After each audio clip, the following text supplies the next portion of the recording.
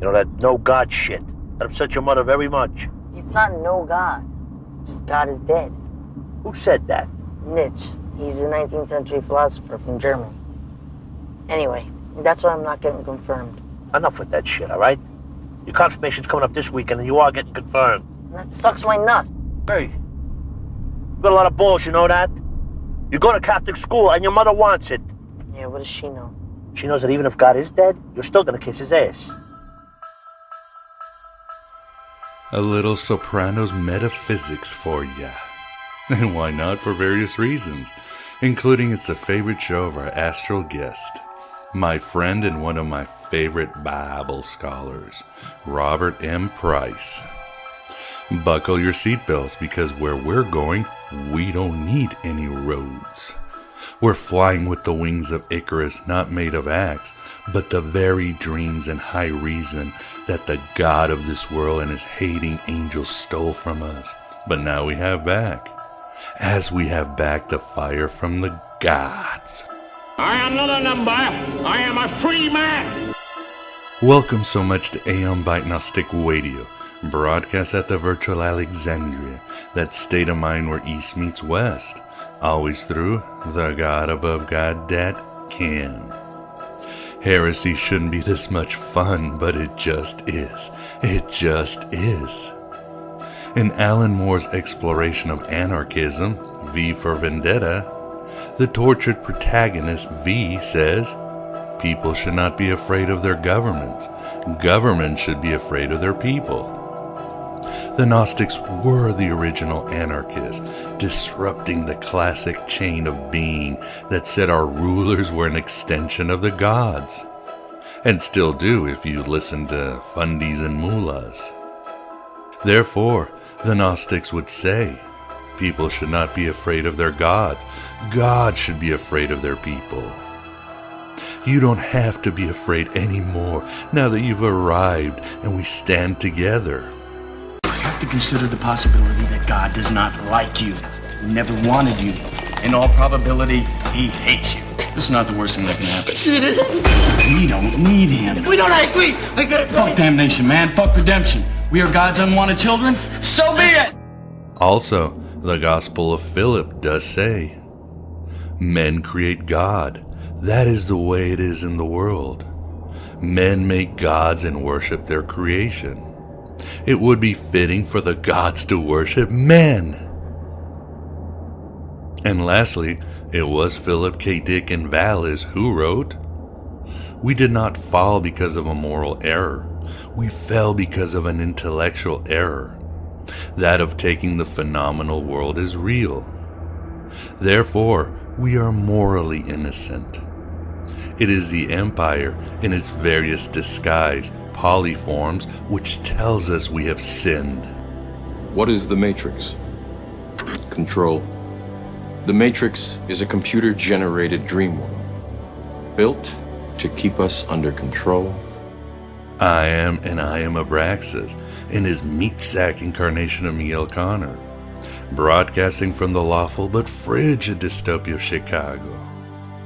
But so are you, as together we build this unfinished deity of boundary eradication and consciousness expansion. Alex Rivera pointed out that in Carl Jung's 7 Sermons to the Dead, there is this passage about Abraxas. Quote, he is the Lord of toads and frogs, who live in water and come out unto the land, and who sing together at high noon and at midnight. Could Abraxas be the boss of Keck/Pepe the Frog? Is this God above God the font of the alt-right?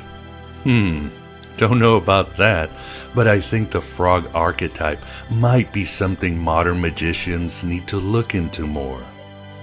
Understand those slad lords from D&D that reside in pandemonium. Say goodbye to all of this. And hello to oblivion.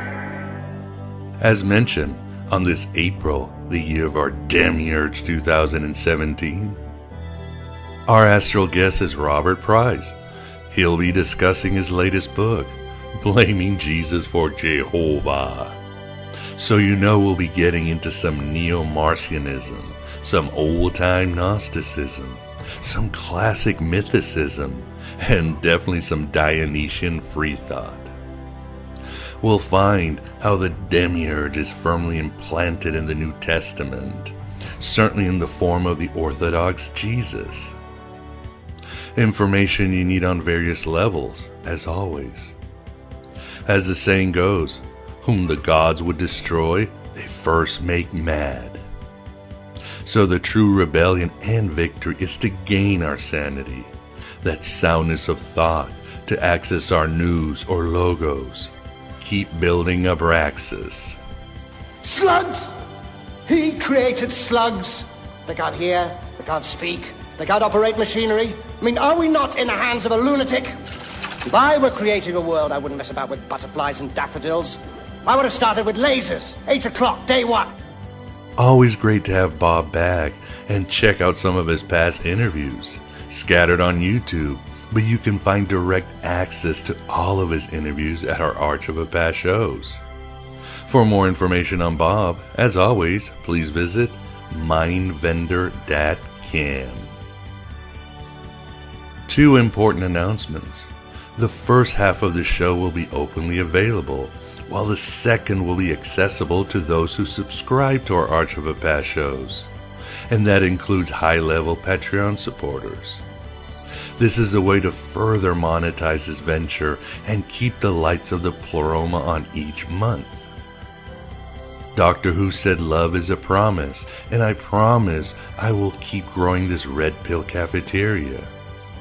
So enjoy the first half and subscribe to get Bob's take on his debate with Bart Ehrman, his insights on the origins of Gnosticism, and his struggles with the atheist community as a political heretic.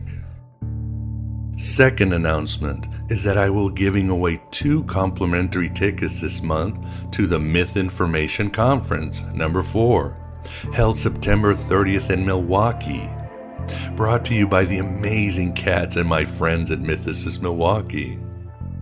As always, it will be an engaging, sterling event, and I'll be there. The tickets will be given as a drawing for the Arch of a Past shows and Patreon subscribers.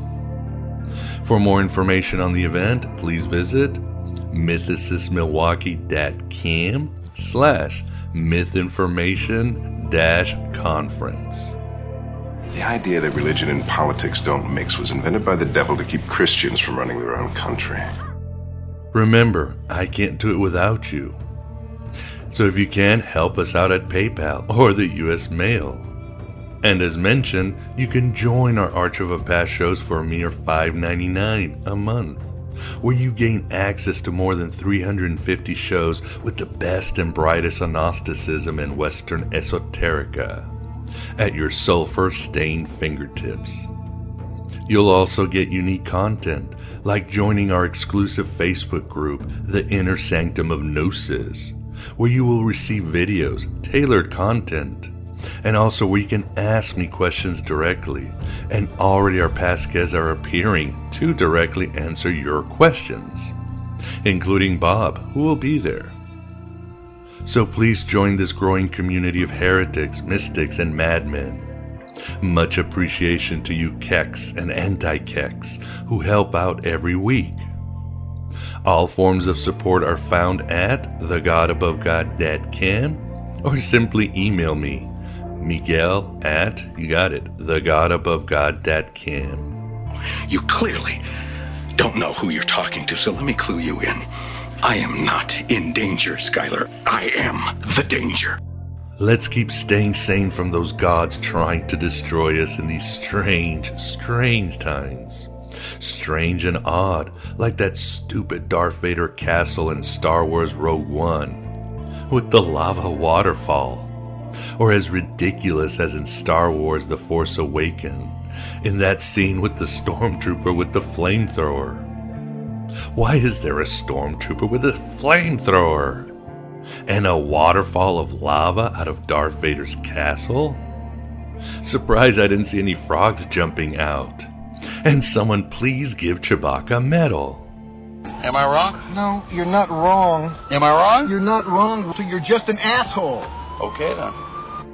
We Awakened will continue our fight in the outer edges of town, as always, against the outer church Grant Morrison wrote about in The Invisibles. We'll stay with all the freaks and downtrodden and social lepers. Things will only get stranger in this reality that is one cosmic Nigerian email scam. Thus we need each other as we sail ahead on this dark odyssey through the gnashing rocks of orthodoxy, all the way to the farthest shores of imagination.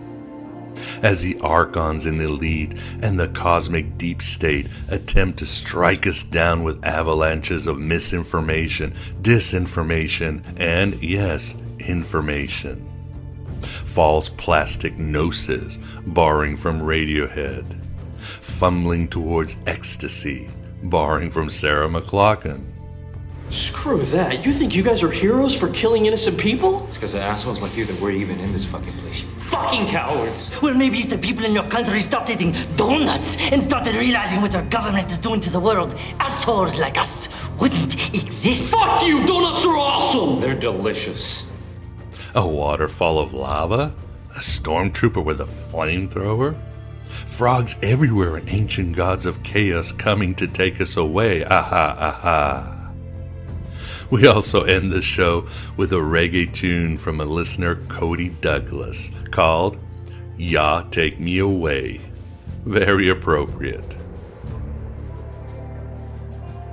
Suppose it's all true, and you walk up to the pearly gates and you are confronted by God. What will Stephen Fry say to him, her, or it? I will basically, what's known as theodicy, I think. I'll say bone cancer in children? What's that about? How dare you? How dare you create a world in which there is such misery that is not our fault? It's not right. It's utterly, utterly evil. Why should I respect a capricious, mean-minded, stupid God who creates a world which is so full of injustice and pain? That's what I'd say. And you think you're going to get in on no, that? But I wouldn't want to. I wouldn't want to get in on his terms. They're wrong. Now, if I died and it was Pluto, Hades, and if it was the 12 Greek gods, then I would have more truck with it, because the Greeks they didn't pretend not to be human in their appetites and in their capriciousness and in their unreasonableness. They didn't present themselves as being all-seeing, all-wise, all-kind, all-beneficent. Because the God who created this universe, if it was created by God, is quite clearly a maniac. Utter maniac. Totally selfish. We have to spend our life on our knees thanking him? What kind of God would do that? Yes, the world is very splendid, but it also has in it insects whose whole life cycle is to burrow into the eyes of children and make them blind. They eat outwards from the eyes. Why? Why did you do that to us? You could easily have made a creation in which that didn't exist. It is simply not acceptable.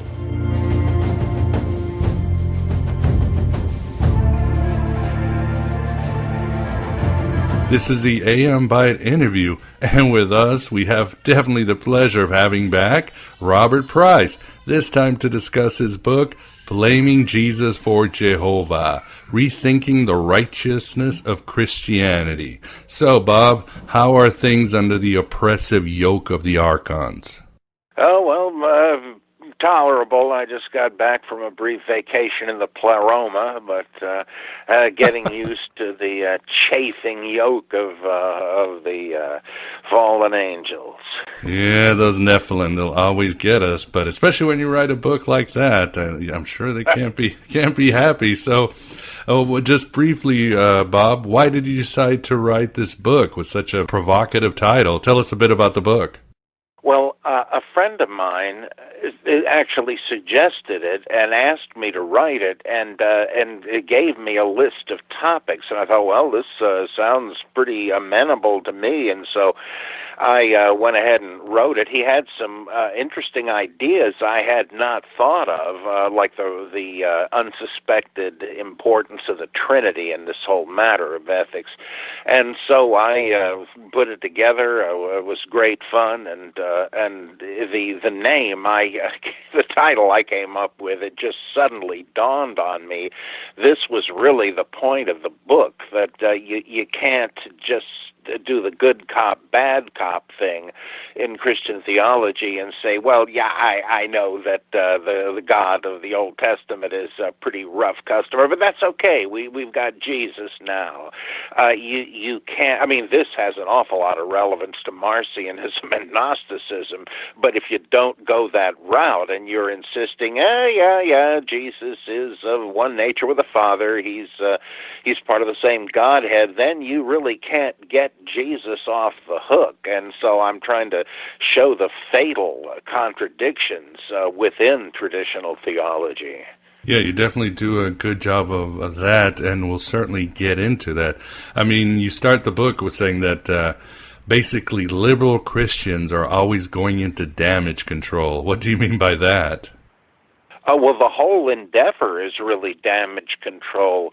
When you think about radical Islam today, it turns out that what these terrorists are doing is a throwback to the original version of Islam, at least as far as we know, where they were converting people by the sword and all of that stuff, and we say, but at least not all Muslims are like that. I mean, a huge minority of a huge religion are, but there are plenty of good Muslims, and I certainly think that, and I've known friends Muslims, and I'm glad I did.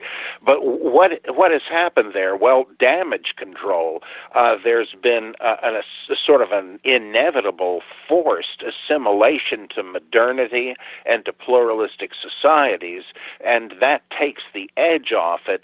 Well, that's a liberalism, and not the first attempt to liberalize Islam. The same thing happened with Christianity, though I don't think early Christianity was bloodthirsty, but it's the same notion that it's mired in beliefs we would consider superstitious and mythological, and you can't blame the ancients for thinking this way, but it becomes a sacrifice of the intellect if you have a religion today which requires you to believe those things. So liberal or modernist theology has always embrace this task of assimilation.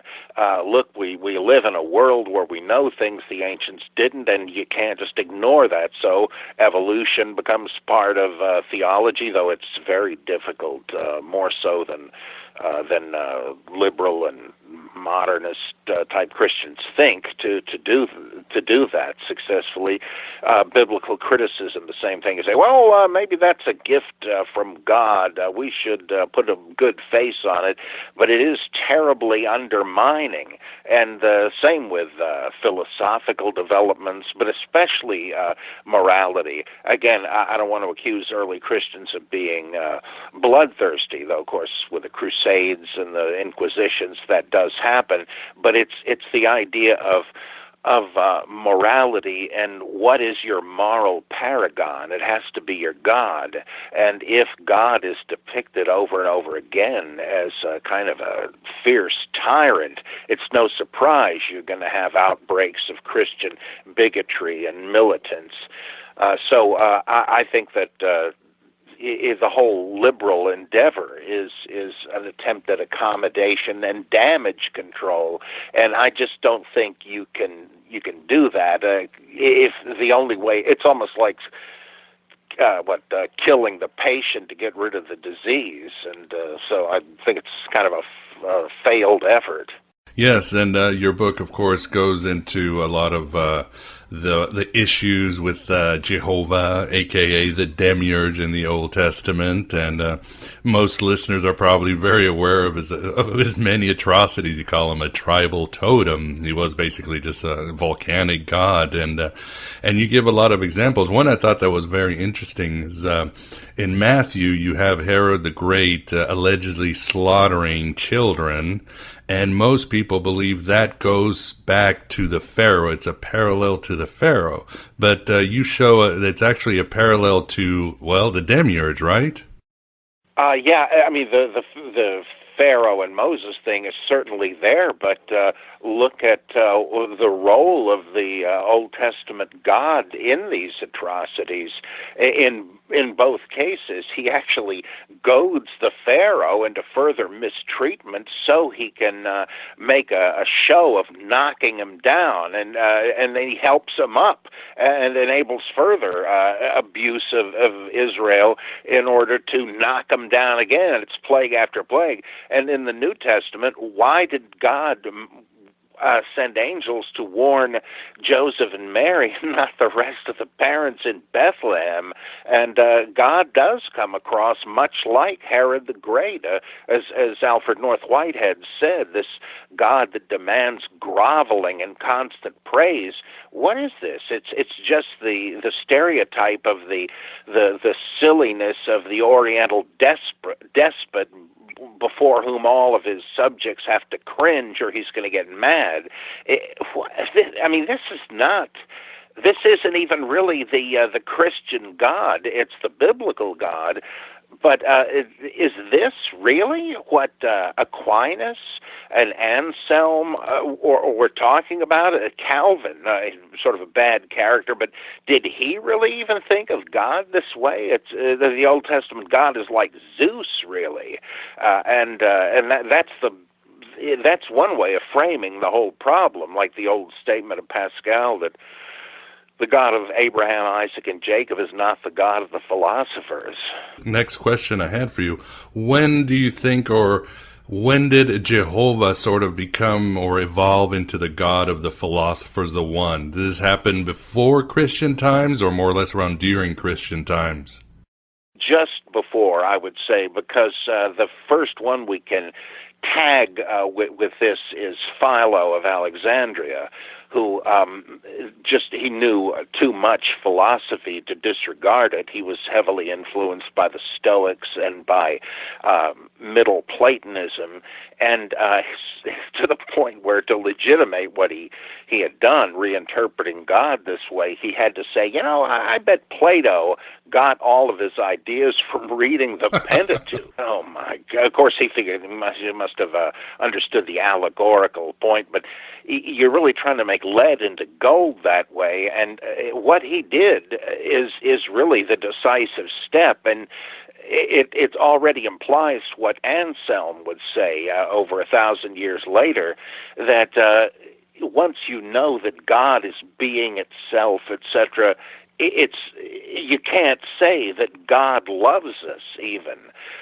Whatever God is to us is like just analogy, but God cannot even act if God is pure, perfect fulfillment. He can't go from potential to actual, and so you really have to press beyond Platonism into non-dualist Hinduism. Once you go that route, you don't have a living God or a personal God any longer, and what do you have? Well, a demiurge. A subordinate entity that is a person who acts, and that's going to mean imperfection, and that's why the world is as it is. The demiurge made it, not God, who is above and beyond such things. It definitely gets complicated, and speaking of complications, and you mentioned at the beginning about the Trinity, that's very interesting because I remember my best friend was Muslim a long time ago, and he used to come up to me and say, Miguel, this Trinity stuff makes absolutely no sense. Can you explain it? And back then I was a practicing Catholic, and I used to tell him the old analogy is like, well, there's water, there's ice, and there's mist, and that's how you explain the Trinity. But in your book, that's actually, I was using the wrong analogy, right? Yeah, that's modalism. which is old heresy, so-called, because it says, oh, it's the one God, but he appears in different forms or different roles. Like I'm a father, a husband, and a writer. But that's hardly the three persons. I mean, I don't know, maybe if I were a multiple personality it would fit, but I don't think I am, or that I am either. But the notion of, for instance, God is like, the Trinity is like three light bulbs giving off a common field of light. Gee, sorry, that's tritheism, another heresy, and it's like saying that, well, Zeus, Hermes, and Hades are all divine beings. They all are gods. They share divine nature. What does that mean? Well, they're the same kind of thing. They're three gods. I don't see how you can take the extra step to say, nonetheless, they're truly one in some substantial way. It's just, well, Philo was already using the tactic of a retreat into ambiguity, that like, who created the world? Did God actually stoop down and take up a handful of clay in the Garden of Eden and make Adam? Well, he couldn't have done that. That's just crude. Somebody did it, but it wasn't somebody other than God. It was the Demiurge or the Logos or whatever. So it's not exactly God, but it can't be somebody else. So somewhere in that zone of ambiguity you find God, only you don't find him. And that's the precursor of the Trinity. The Father, the Son, and the Holy Spirit are distinct persons, but that doesn't mean they're three different gods. Well, what does it mean? And as a friend of mine used to say, when you ask what the meaning of the Trinity is, what you're going to hear is, you want to know the meaning of the Trinity? It's sit down and shut up. That's basically it. It's just stonewalling. And now I admit that if there is a God, then that we would never be able to understand God thoroughly. I mean, that's obvious. If you thought you could understand God, you would be equal to God, and God wouldn't be much. But so of course it would go beyond human understanding. But I don't want to dignify the Trinity that way. It just seems like a bad model to me. It's just a compromise formula. It just seems to solve it on paper, but there's no real meaning. And the result is that a Christian at prayer is forced to be a modalist or a tritheist. You've either got to think of one God with three masks, or you're going to pray to the Father and now the Son and then the Spirit. You're a polytheist. You have to be, because there's no way to conceive anything other than that. And you have to be worshiping God or thinking you're communicating. So it just seems to me unstable and non-viable. You should just say that, okay, it's the great unknown, and that's a viable approach mystically, but that's the Gnostic approach. Why do you think Christianity decided to hitch their wagons to the concept of the Trinity? I mean, they could have just gone with Jesus is the Spirit of God or Jesus is an angel. Why did they get so complicated? I think it had to do with, I wish I could think of the bibliographical info for this. There's a great book, though, about the Arian controversy in the 4th century that said really the issue was soteriology, the doctrine of salvation, and that boiled down to the Arian view that Christ was the Logos incarnate, but the Logos was a created being. And the implications for that were a kind of adoptionism, that though the Logos was the first and greatest creation, he had, like the letter to the Hebrews says, had to become perfect through suffering and so on, and he did, and as a result, he pioneered the path of salvation. We have to live the life of righteousness and resisting temptation and doing good deeds for good motives and all of that, and we then can be glorified as God's sons and daughters. Jesus Christ only became the God and so forth. He only deserved those names after he had completed his mission. Well, this seems to work out as Jesus simply pointing the way and you doing the work. And so it was a salvation by works notion. Athanasius said, on the other hand, no, we can't save ourselves. We must be saved. And no one can do that except God, because he held an ancient Greek sort of a view of salvation as deification, becoming divine. And that means you've got to receive that divinity from an immortal who already has it.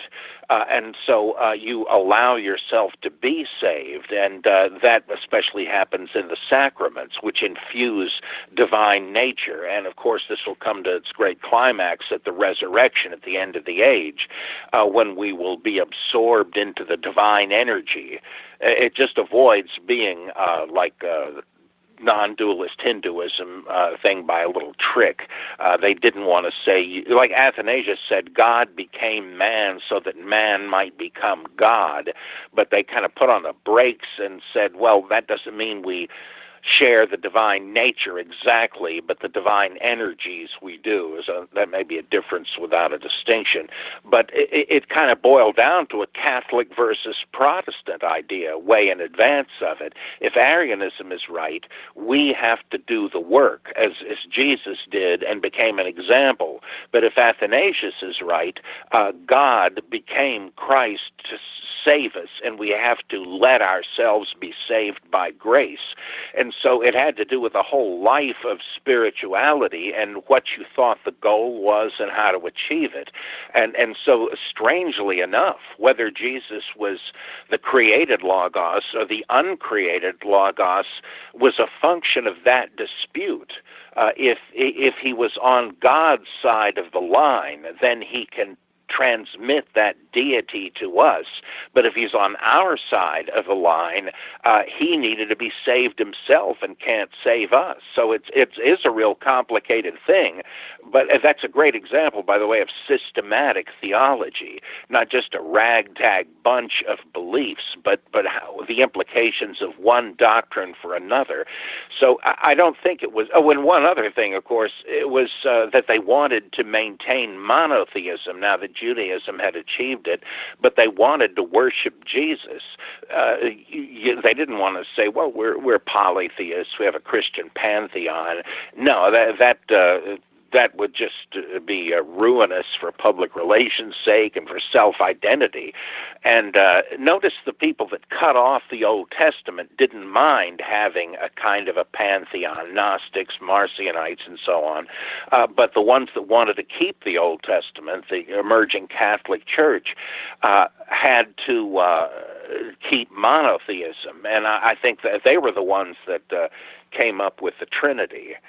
Moving on to the New Testament, and before we get into the Jesus's Yaldabaoth side, as you point out in your book, Blaming Jesus for Jehovah, you say that Jesus, you talk about some of Jesus's more, you might say, positive qualities.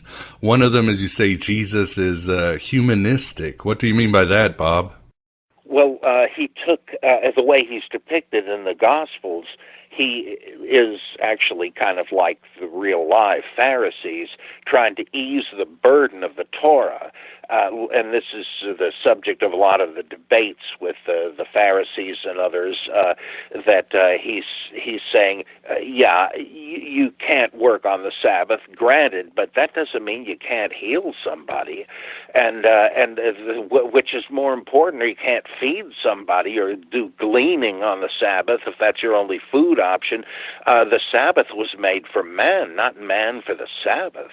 And again, it's not unique to Jesus. The whole Pharisaic casuistry actually was trying to make the Torah livable, but that is essentially humanistic. The needs of human beings are above that of those, or above religious duties. And in fact, it is a religious duty to see to it. Like when he says, look, if your sheep fell into a ditch on the Sabbath, what would you just say? Well, sorry, lamb chop, you're going to have to wait a day or so because it's the Sabbath. No, you'd have mercy on the animal.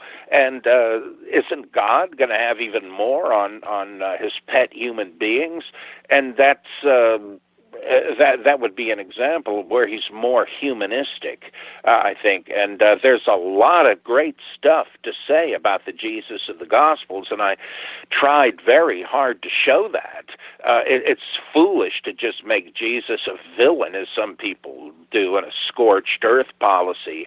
But there is that shadow side too, and that does kind of vitiate the problem. Who is this Jesus? I once did a sermon called Jesus versus Jesus, pointing this stuff out, and one from column A, one from column B.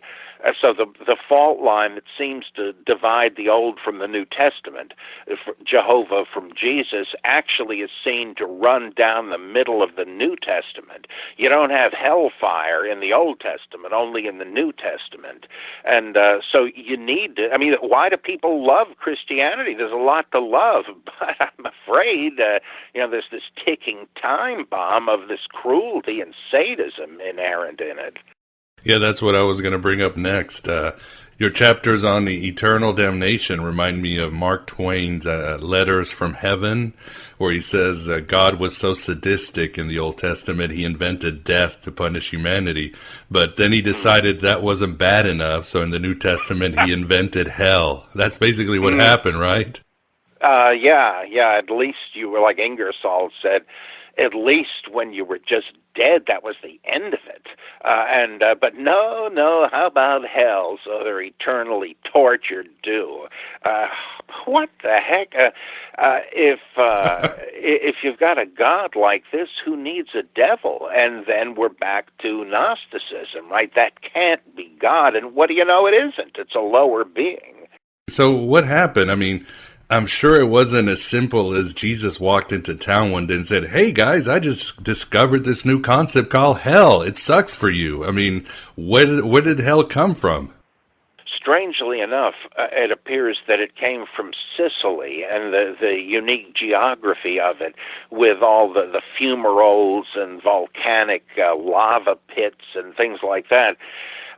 There was already the belief based on that you find Empedocles and others said to have descended into hell to purify themselves or to enter the next world or whatever. And the notion of this subterranean fire world appears to have radiated out by means of Neo-Pythagorean missionaries all over the Middle East. And though already the notion of Moloch, the god who received infant sacrifices back in the 6th century BCE, already you had something like that, but that didn't have to do with post-mortem punishment of anybody or of conscious torment, as horrible as it was. But the notion of the torments of a burning hell seem to have come from Neo-Pythagoreanism, where they got the idea from Sicily. Now, that's not the only possible route, because Hinduism and Buddhism have very fierce and horrific hells, too. In fact, the Buddhists have hundreds of different hells, each with a specific form of torment. It's incredibly fiendish. And this, of course, their hells are not technically eternal. They just might last for a few million years, and then you get reincarnated as a microbe or something. But I don't know that they got it from Sicily, but the biblical hell probably did come from the West.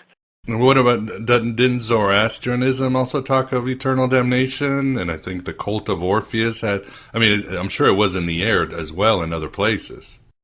Yeah, there were, I guess the unrighteous went to Tartarus, where originally Zeus had imprisoned the giants and the 100-handed and the defeated Titans and so on, and had special nasty punishments for certain individuals like Sisyphus, Ixion, Tantalus, and others. So they did have the zone of torment, but that may well have come from the Neo-Pythagoreans too. The notion of oh, wait a minute, I'm losing the train of this. I'm such a big mouth. There were ideas of hell. Oh, yeah, Zoroastrianism. Yes, they have the house of the lie. And this is a literally underground realm of temporary punishment, and Ahriman, the evil anti-god, rules there, something the Bible never says about Satan, by the way. And that whether that was torment or not, I don't happen to know. I'd have to brush up on that.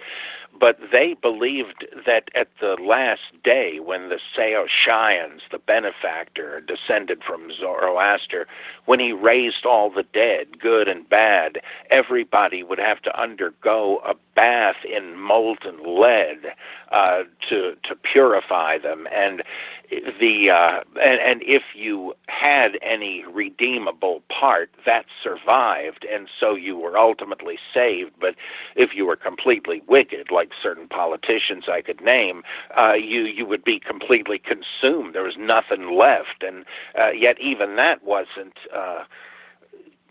eternal torment. But I think a lot of Judaism was simply Persian Zoroastrianism imported by the Persian governors of Judea. But the notion of eternal damnation or hell, it's probably not uniform in the Bible, is it? It's something that developed. I mean, Paul seems to be not very concerned with hell at all, is he? That's right. No matter who you think wrote the 13 epistles with his name on them, none of them ever mentions anybody going to hell. The closest it ever comes is, I think, 2 Thessalonians, where it speaks of the persecutors of Christians being destroyed in the flaming fires of judgment at the return of Christ. But that's destruction. That's being beaten on the battlefield, sort of. There's nothing about post-mortem torment. And I think it refers to people being turned over to eternal destruction, but presumably that means you're gone forever. And the only place that is absolutely clear about eternal conscious torment is the book of Revelation. And even there, it doesn't predicate this of all sinners. It says those who took the mark of the beast the smoke of their torment goes up day and night before the Lamb. So there's eternal torment, unceasing. I think it's implied also in the sheep and goats parable of Matthew, I think it's 25, where it seems to be the point of saying the eternal fire prepared for the goats, the sinners. And why stipulate that it's eternal unless you're going to be burning away in it for that whole time? Some say that, well, annihilationism, well, they'll just be dumped into the fire and that'll be the end of them. At least that's somewhat merciful. I think Jehovah's Witnesses say that. I be willing to go along with that, except why is the fire eternal? You're not going to need it for that long. So you do sort of find it, but it's not unequivocal.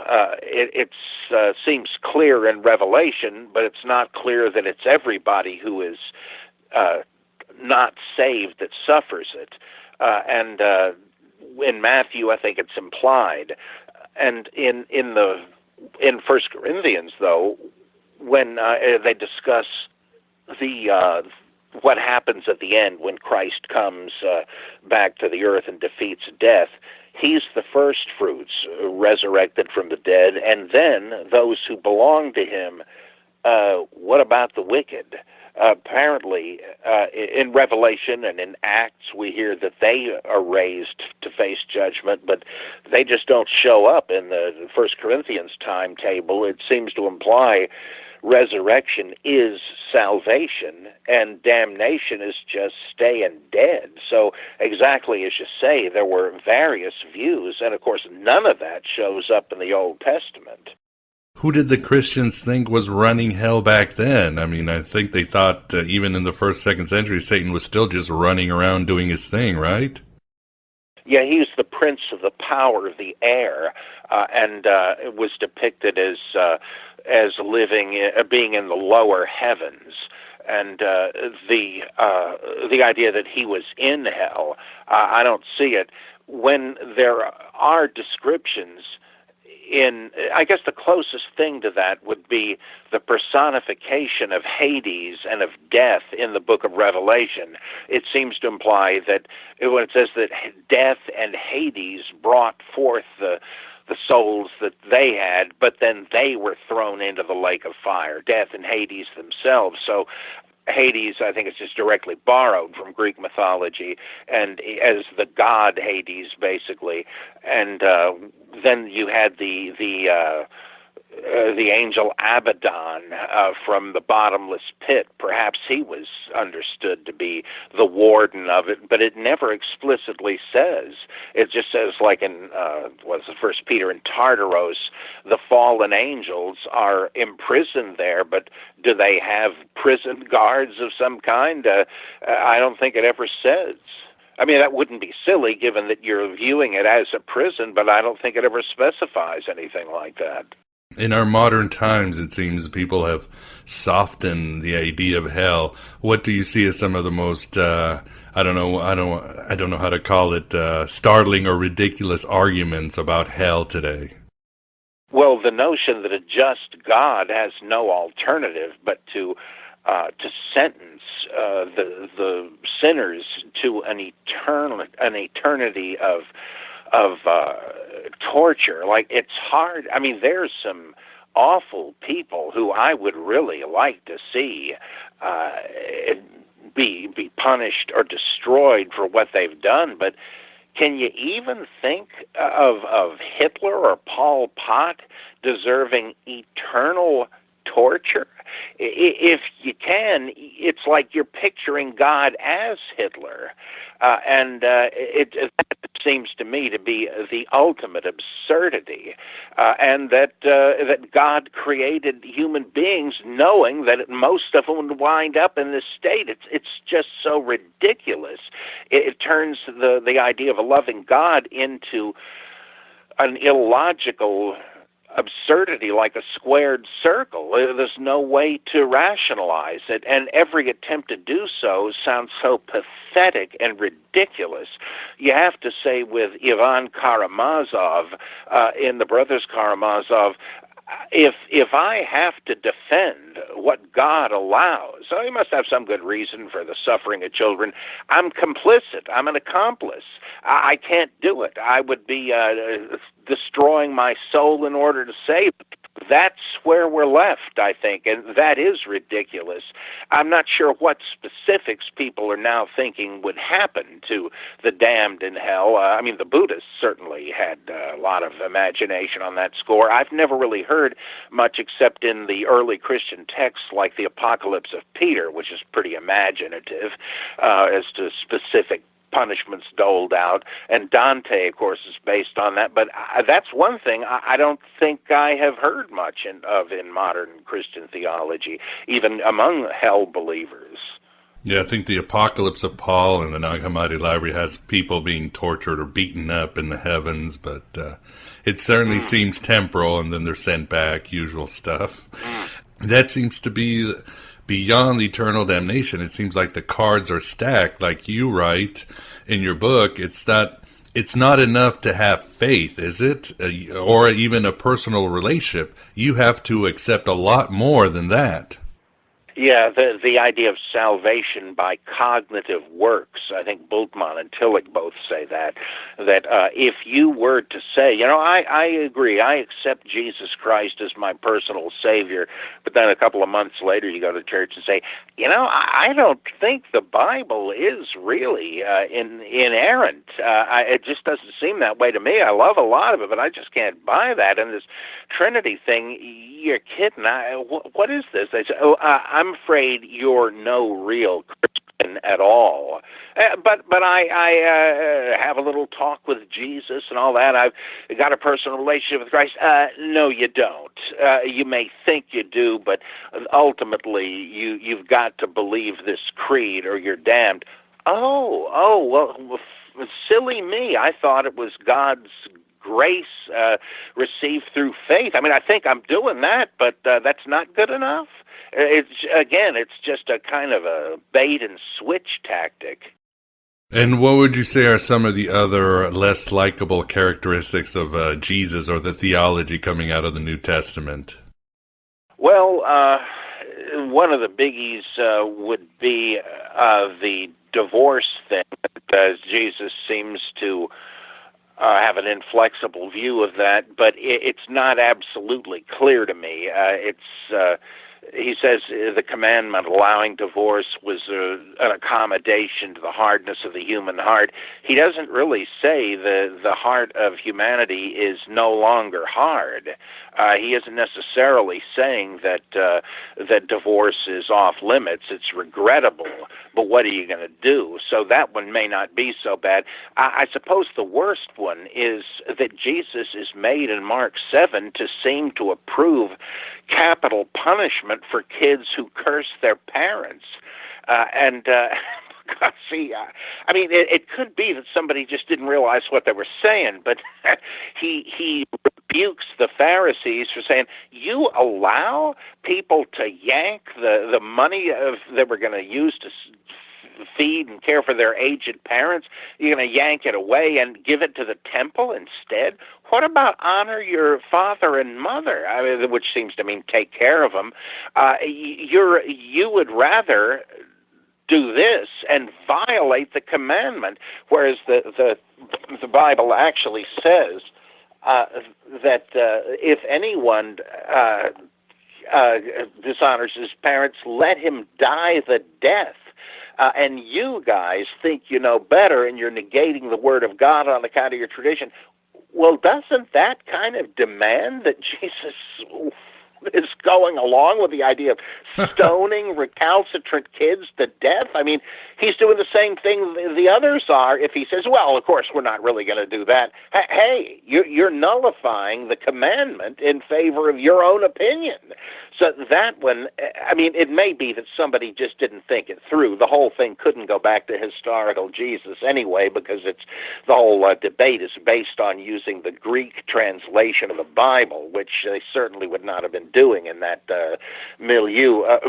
So somebody making it up may simply not have noticed. He may have just plucked that passage out without understanding the implications.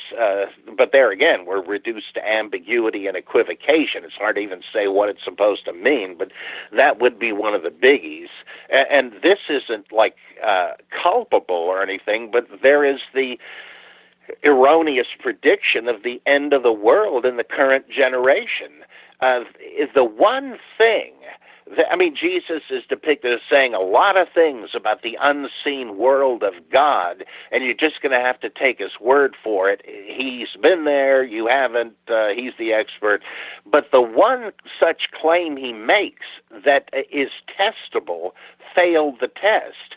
you can tell whether the kingdom of God came in his generation, and take a look at the calendar. It didn't. And that really destroys the whole thing. C.S. Lewis said, well, he said he didn't know the day or the hour, and then he proved it. He was wrong. I can't believe he said that, Lewis, but he did. What else could he say?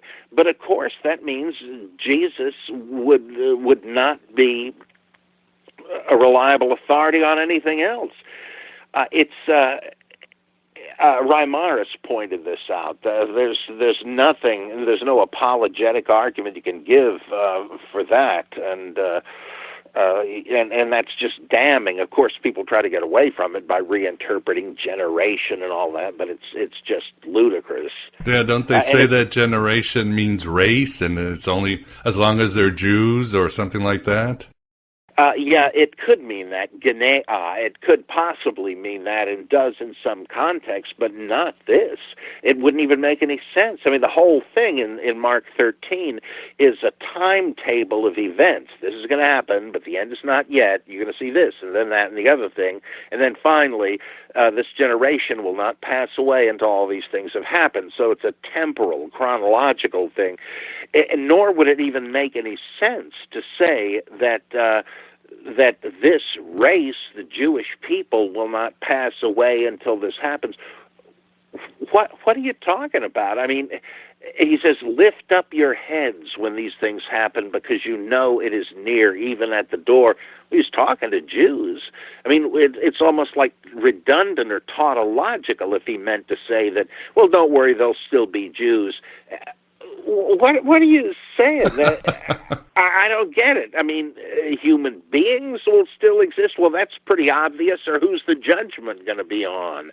It's just ridiculous, it seems to me. And if you can rationalize that one away, then why don't you say, it says, thou shalt not commit adultery, but elsewhere in the Old Testament, idolatry is called metaphorically adultery because you're cheating on God. I bet that's all it means in the commandment, and you've got any license you want to go around having sex with other people's spouses. It doesn't mean it literally. Come on, why even have a Bible if you can use it as a ventriloquist dummy? So ultimately, when people say they have a personal relationship with Jesus, it's just a projection and some sort of, projection in what you like from your church. Yeah, it's an imaginary playmate or an imaginary friend thing. That's cruel sounding to say, but it seems to me that's exactly what's going on. You're talking to a figment inside your head, and this notion is not even a biblical one. And the still small voice that acts as your conscience is simply what you've internalized from the preaching in your church. Now, of course, that's the case with all conscience anyway. You're internalizing what society tells you, and that's a good thing. I mean, that's the way people work.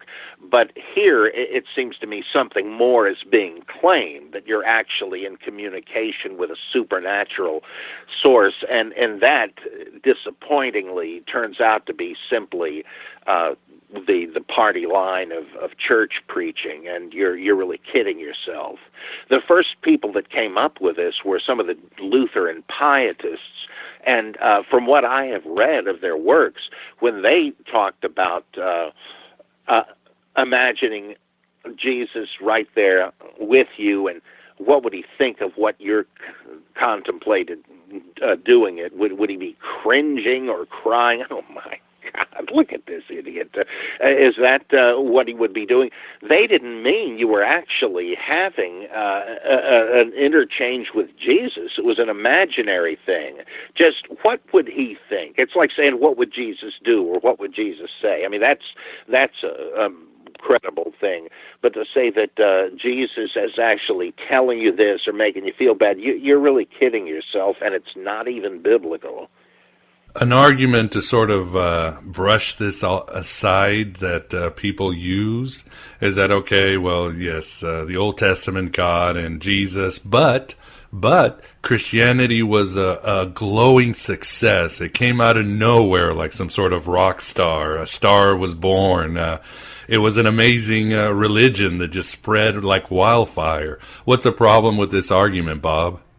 Well, I guess that proves that Islam is also the true religion, because that certainly made a big splash and kept getting bigger, and may overtake Christianity before too long. But that just doesn't really mean anything. I mean, how long are you going to wait to see who crosses the finish line? Manichaeanism was a world religion for 1,000 years, but good luck finding a member today. Now I'm the first to say that early Christianity succeeded for a bunch of good reasons, and it was morally superior to pagan rivals in a number of ways, and Christians should be proud of that. And though oddly enough, some, like, what this guy's name, who wrote this thing, the Impossible Religion, or the Impossible Faith, something like that. Can't think of the guy's name now. He's some apologist, J.P. Holding, I think it is. He and others like him try to say the rise of Christianity must have been a miracle because it was so repulsive.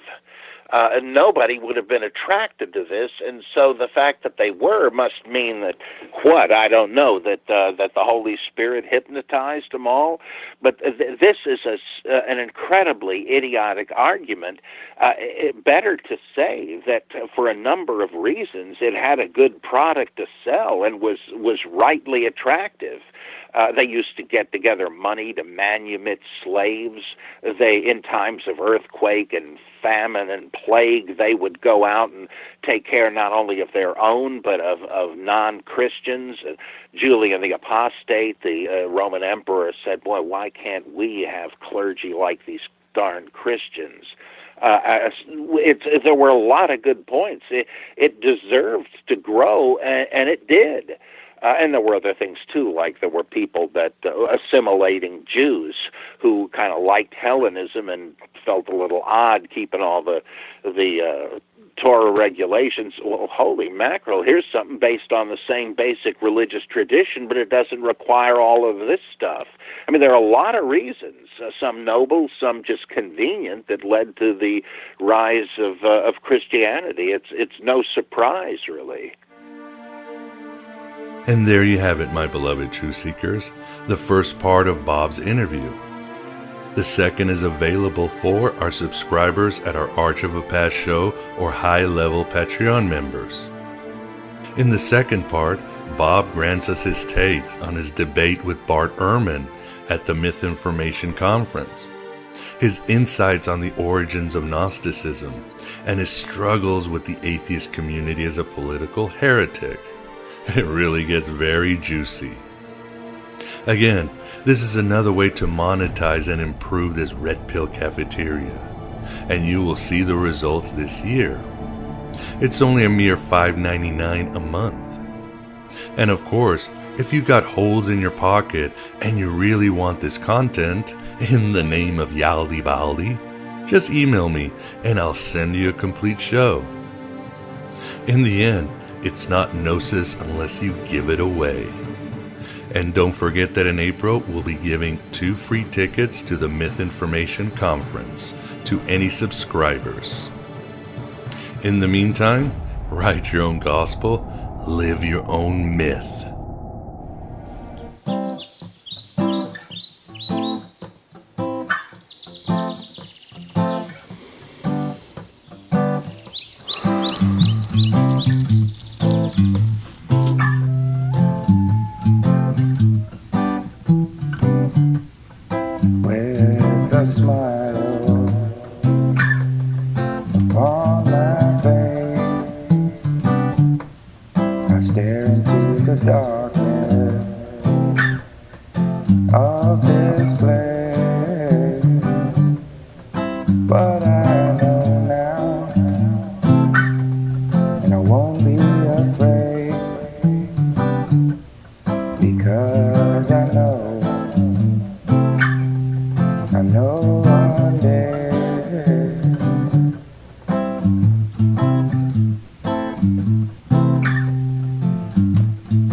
Jah take me away.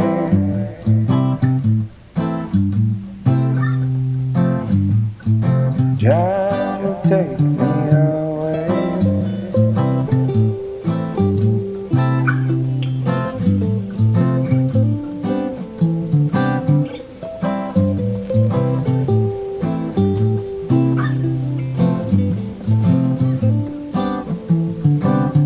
Waste no time, you got to wake up and live. Rise up this morning with the sun. Give thanks and praises for the life you were given. Do harm to no one.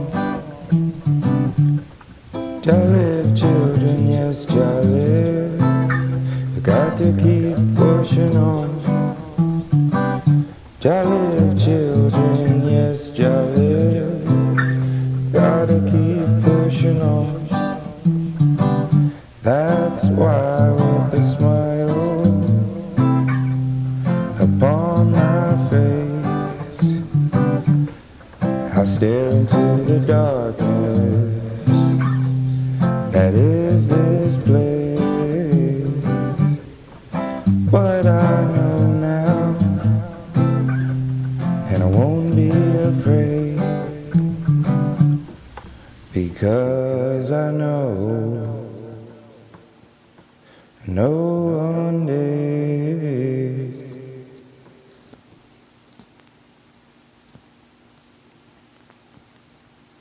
Jah will take me away.